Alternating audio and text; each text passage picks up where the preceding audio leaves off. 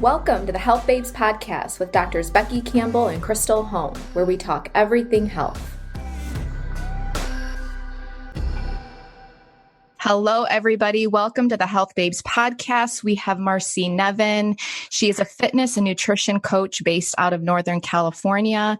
For the past 12 years, she has worked with clients both in person and online, helping them to embrace a love of strength training while teaching them how to use proper nutrition to fuel their bodies for optimal health, performance, and body composition.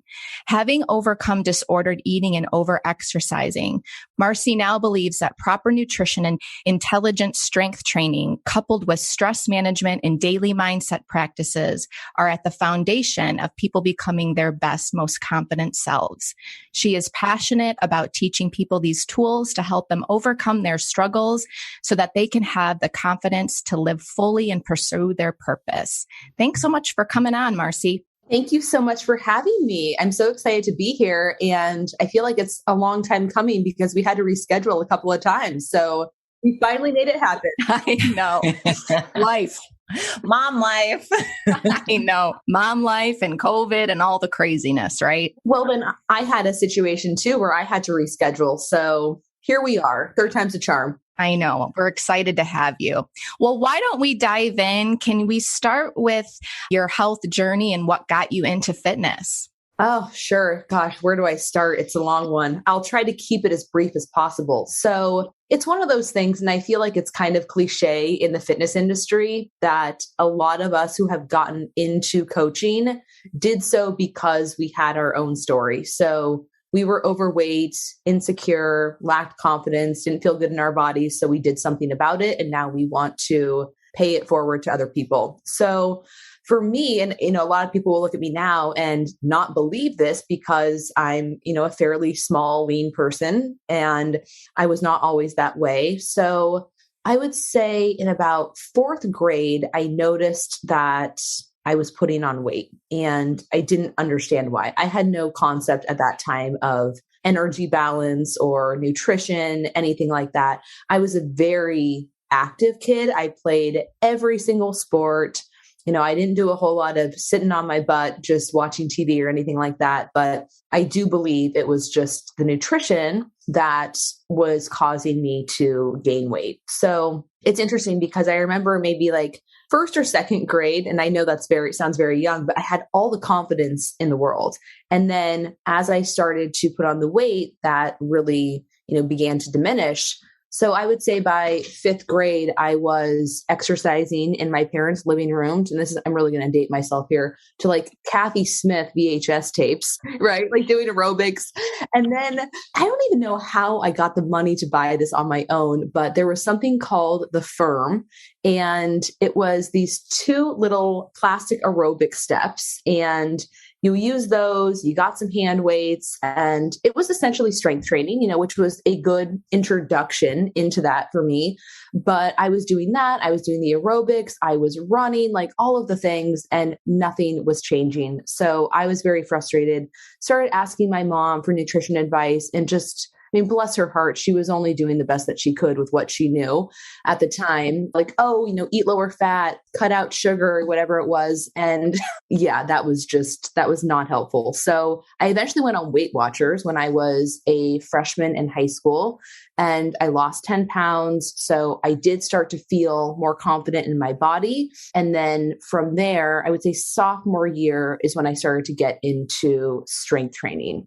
And I was going to the gym, all the time, lifting weights with my then boyfriend, and started reading all the fitness magazines like Oxygen, Muscle and Fitness, Hers, and really, really getting into it. So fast forward to college, I was like strength training, really making much better choices with my nutrition, but I kind of started to take it too far. And I do say it's not for any fault of my own. I was just doing what I was reading. So following the plans in the fitness magazine, which at the time was essentially a competition prep to become a figure competitor. Like, I didn't know that.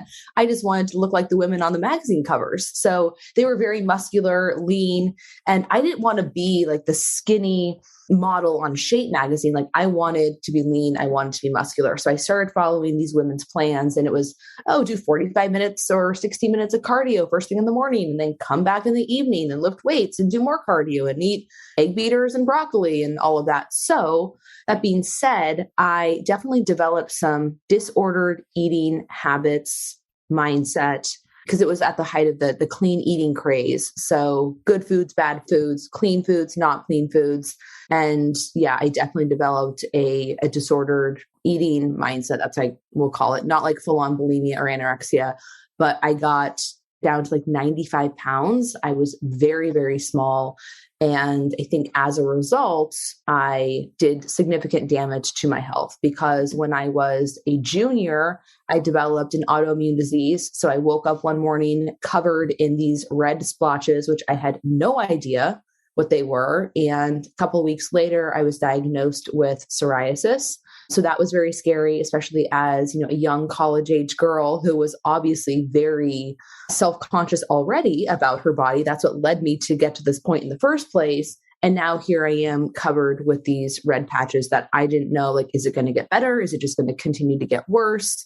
So that was terrifying. And, at the time I was going to a dermatologist, and you guys know, like, he was throwing steroids at me. It's like, oh, take this, like, it'll go away. It's like, well, yeah, it went away, but then it made my skin white. So now I went from red blotches to white blotches.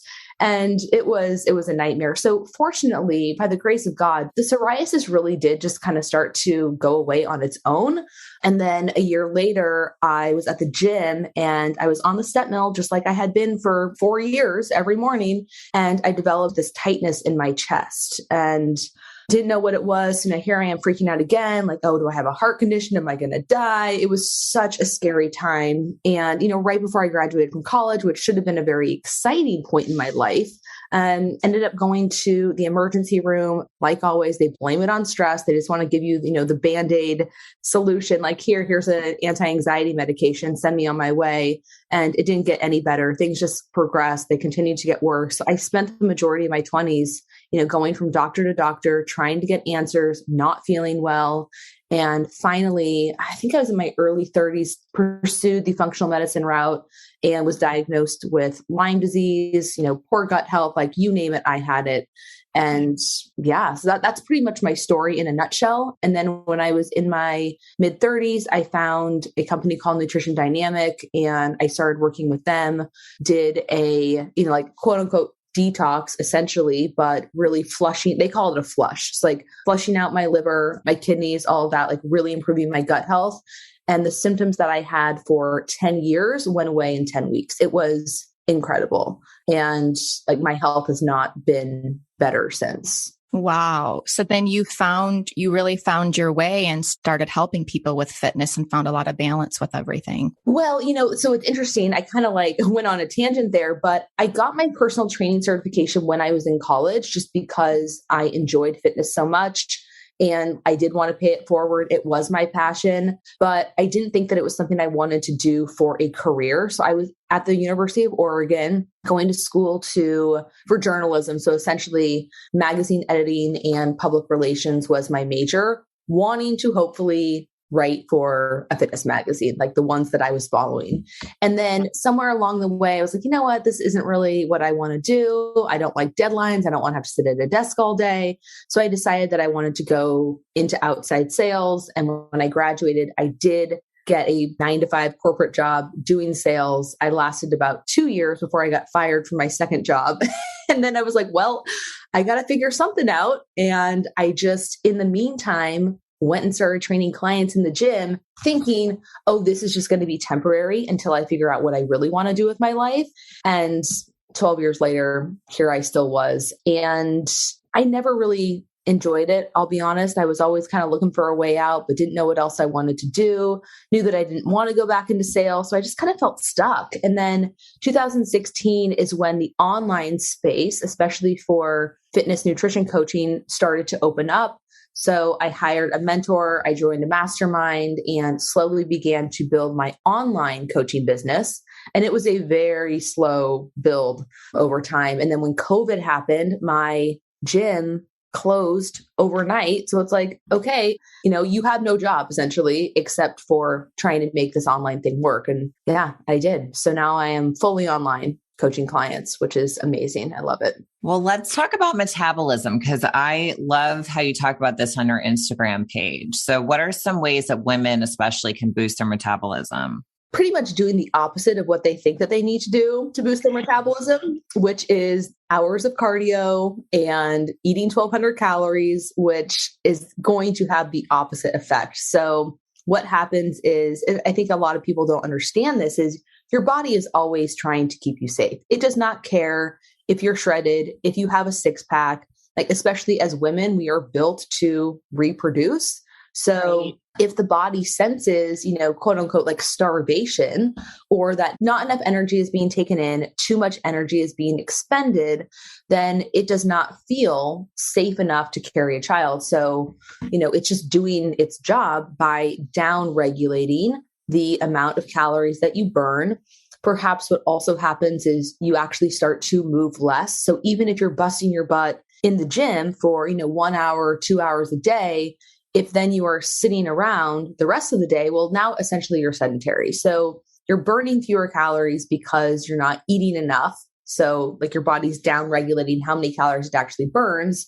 And now you are also not moving as much. So it's just kind of like this double-edged sword, so to speak. And then anytime you try to eat a little bit more, now you're essentially in a calorie surplus and putting on weight. So everyone's like, well, it's my metabolism is broken. I have a bad metabolism. I'm like, no, you probably just have a lack of movement for one. And I put up a post about this, I don't know, a couple months ago. And it was like, it's not your metabolism, it's your lack of movement. And I think that is what happens is, people go from moving more to now moving way less. So they're just not burning as many calories, because we assume that the calories we burn in our workouts, because you're looking at a watch or something like that. Oh, I'm burning 500 up to 1,000 calories. It's like, no, probably not. Maybe a couple hundred if you're lucky. And then again, if you're sedentary the rest of the day, well, your expenditure is not that high. And then also if you have been eating very low calorie for a long time, now your metabolism is even more downregulated to kind of match that. And that's where people start to gain weight. Yeah, I think it's, especially with people working from home so much now, as people are so sedentary. And I even noticed with, we were talking before, I noticed with myself, like I would work out, but I'd be sedentary a lot. So now instead of doing that, I'm trying to move. Instead of focusing on like cardio, I'm trying to just move most of the day. And it's a huge difference. Absolutely. And it's interesting because I know I was sharing my story earlier, and I did lose a significant amount of weight when I went to college. So my joke is most people gained the freshman 15 and I essentially lost the freshman 15. I mean, one, because yes, my diet was very, clean and restrictive, but I was walking over or all over that campus. So, I would assume 20,000 steps a day, easy, on top of going to the gym, lifting weights, doing cardio, all of that. And then, when I graduated from college and now I have a sales job where I'm sitting at a desk or I'm in my car commuting, the weight started to come back on. So people really underestimate what your non-exercise activity does for you and how important it is. And even for me, like when those Fitbits became popular, this is probably 10 years ago at this point, I ended up getting one and I was like, oh, I'm really curious to see how many steps I get, thinking that I was going to be getting like so many, right? I was on my high horse and I was training clients at the time, but I worked in a fairly small gym. And it's when you're training people, it's like you're sitting there counting their reps. So you're not moving a whole lot. And I remember getting to the end of the day and I looked down at the tracker and it was maybe 6,000. I was blown away. It's crazy. It's crazy. It's crazy. So like I always say, awareness is the key. Like I don't hang my hat too much on those trackers when it comes to how many calories you're burning, but at least to create the awareness as to how many steps you're getting can be very eye-opening. And now, like you guys were saying, I'm working from home. Even though like I have the mindset of an active person, I have to be so intentional about going for multiple walks per day. Like I got to the gym at 7:00 last night and I was at 4,500 steps. So anyway, like, yes, movement is important, but then strength training is also going to be very important. I think that it gets a little bit overblown how many calories muscle burns. It doesn't burn as many as I think people make it out to be, but it's certainly going to burn more than just having, an extra however many pounds of body fat on you. So strength training, your non-exercise activities, so going for walks, getting up and like maybe doing some body weight movements during your workday, even as something as simple as like fidgeting, like just, kind of like bouncing your head, tapping your foot, like all of those things add up. Yeah. I've got that down. Never not I know, right? Yes. I love it. And then eating enough protein. So I know a lot of women struggle to eat enough protein. That is the thing that when clients come to me, it's just amazing how little they're eating and how difficult it is for them to increase that amount. So I always start slow. If someone's coming to me eating, 50 grams per day, all right, let's like titrate that up so you don't get, I guess, too uncomfortable. But I would say minimum 0.7 grams per pound of body weight for people, up to anywhere from 0.8 to 1 gram per pound is kind of the sweet spot, especially if you are resistance training, because that is going to allow you to recover from your workouts. So now you actually have the ability to put on that muscle. So if you are not eating enough protein, you are overdoing the cardio, you're not resistance training, then your metabolism is going to be in the tank. Yeah. Let's talk about weight loss versus fat loss and the difference between that. Oh, yes. I just put up a post about this, which I love. So it is very easy to lose weight. So if I wanted to lose 5 pounds by tomorrow, I could probably do it. I wouldn't eat all day. Maybe I would go sit in a sauna. There are like many just extreme tactics to lose quote unquote weight. But what that is going to be is mostly water. So we are coming up on that time of year where, going into January, New Year's resolutions, there's going to be all of that push for detox diets, cleanses, juice fasts, and people are going to jump on them because they want to lose weight. And yes, they will, but it's going to be mostly water because now they're not eating enough real food.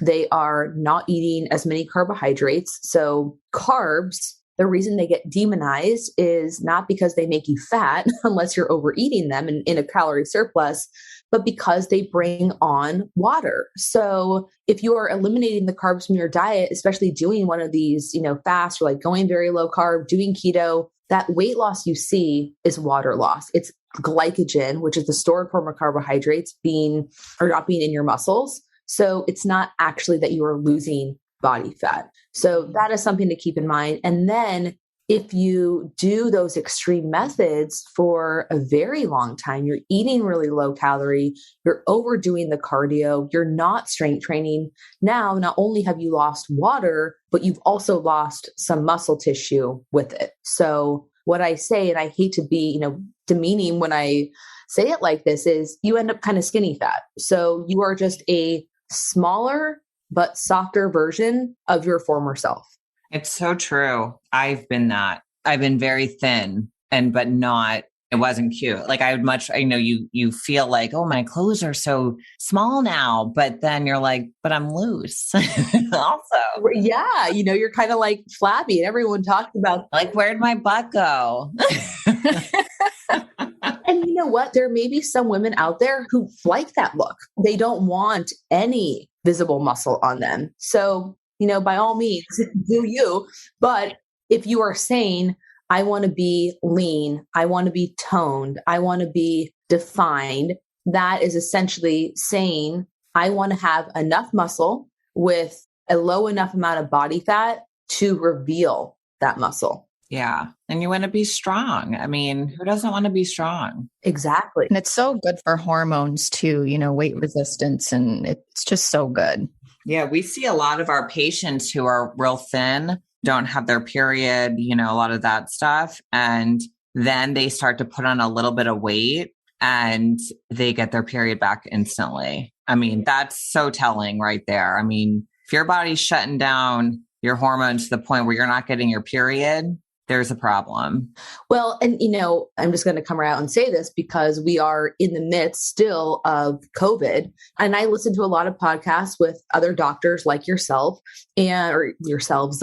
And they say like muscle mass is so important when it comes to like being protective of disease or like allowing you to better fight your getting the virus. So Becky, I really wonder, had you not been resistance training, would your outcome have been different? Yeah, it's true. And it's like, we are talking about post-COVID fatigue and I have none. And it's because I went immediately right back into it. The resistance training, it was important to me. I mean, it took me, I had to get to that level because I was weak, but it's what saved me. I really, really believe it's what saved me on top of all the stuff I had already been doing, which is, the dietary supplemental type stuff. Yeah, absolutely. Yeah. So I like to say muscle mass is your metabolic machinery. Yeah, we love that. I mean, I think that's important. I think it's really important to have muscle. And there's not too much, women have this fear of getting too muscular. If they only knew how hard that is. I've been trying to get too muscular for 20 plus years and it still hasn't happened. Same. It's so true. So, and that being said, like there are some women out there who are just genetic freaks. Like I know some people who literally, like I have clients even who come to me doing no strength training or having never done strength training, and they have more muscle mass than I do. That is literally just a genetic. There are the rare few out there who, do like look at a weight and like immediately put on muscle, but it is the exception to the rule for sure. And if you're someone who has said, oh, I get too bulky when I resistance train, what's likely happening is that you start lifting weights, you do start to build a little bit of muscle, but maybe you are still eating at maintenance calories or eating a little bit more than your body needs. So you're storing body fat on top of the muscle. Right. You can tell, you can see that. And, I want to ask you this because I'm not big into macros, specifically because for a lot of people we work with, I don't want them to be obsessive over food, and I don't think that macros is obsessive for some people, but for others, I think it can be hard for them mentally. I think it makes them think about food too much. So you talk about how you can eat, to get in good shape and lose some fat without counting calories and macros. And I really like that. So can you go into that a little bit? Yeah. So there are a couple of things to consider. And one, I like counting macros initially just because it provides awareness as to how much, like a base. Yeah. How much you are actually eating, but it's never meant to be a long-term thing. So I get a lot of clients. I'm like, okay, let's start tracking initially. And then they're like, oh my gosh, I had no idea how much I was actually eating. It's like counting your steps. I mean, you don't know. And hold on, let me backtrack. I don't dislike counting macros. I dislike counting macros long-term. For sure. Yeah. Okay. So go ahead. So if you say, all right, I do not want to track macros forever, I just want to do more, mindful eating. What I would say is I like what's called the plate method. So it gives you some structure. So that would look like three to four well-balanced meals, depending on how many calories you need per day. So personally, I eat 4 meals per day just because I need to eat a little bit more. I do get hungry more often. I resistance trains. Usually I will have something after my workout. But yeah, I would say minimum 3 meals per day, especially as women, because intermittent fasting has become very popular. I do not love it for the majority of women. I think it's too stressful on the body. So 3 balanced meals per day. And that would look like if you have one plate, approximately half of your plate is going to be vegetables. A quarter of the plate is going to be a protein source. And then the other quarter of the plate is going to be some sort of carbohydrate. So whether that's a starch, a fruit, a mix of both. And that can just be like a good, again, like template to work off of. And it's going to make sure that you are eating enough calories, hopefully, and adding a little bit of fat as well, just for flavor, satiety, and to make sure that your meals are lasting you long enough. Because one thing that can happen is like blood sugar imbalances. I know, or I'm assuming you guys talk about this with your clients.